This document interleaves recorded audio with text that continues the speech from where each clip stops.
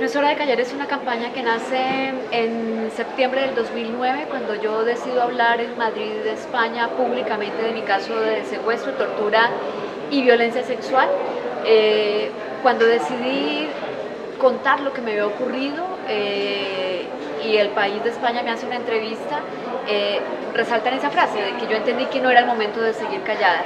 Y eso es lo que he pretendido hacer en estos casi 10 años, seguir levantando la voz en contra de la violencia de género, independientemente de si son niñas, adolescentes, mujeres, independientemente del delito de violencia sexual, pero también he querido a través de No es hora de callar hacer una invitación a los hombres para que entiendan que parte de la solución está en sus manos.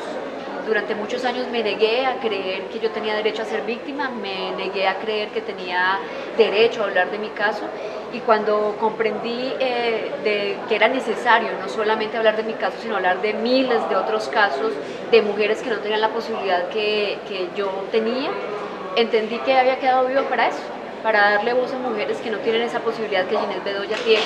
Es un momento histórico, pero además es un momento único.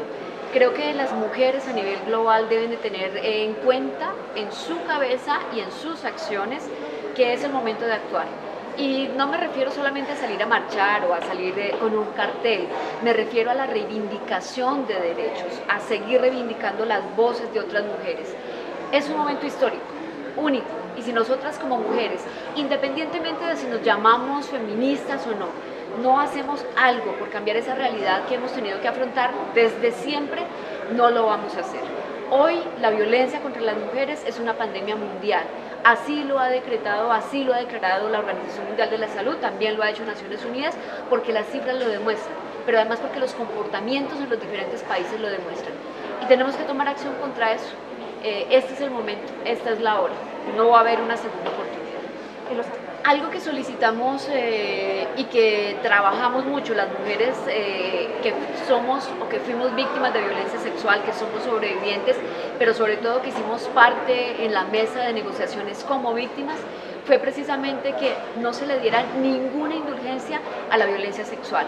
Logramos que fuera señalada como un crimen de lesa humanidad, pero que además no fuera ni amnistiable ni indultable. La responsabilidad es de quienes hoy están administrando justicia. Si en Colombia quienes administran esa justicia no van a ser capaces de darle esa respuesta positiva a las víctimas, tenemos una última instancia, que es la instancia internacional.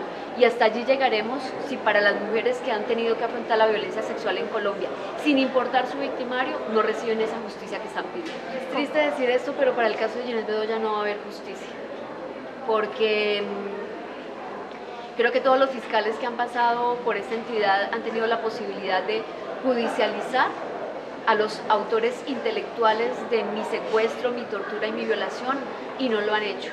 Y no creo que haya un fiscal que tenga el suficiente compromiso, no conmigo como víctima, sino con las mujeres víctimas de violencia sexual en este país, para llevar a la cárcel o a un tribunal a quienes han sido responsables. Aún así yo seguiré trabajando, porque creo que mi compromiso ya no solamente es con mi caso, sino con el caso de las otras mujeres.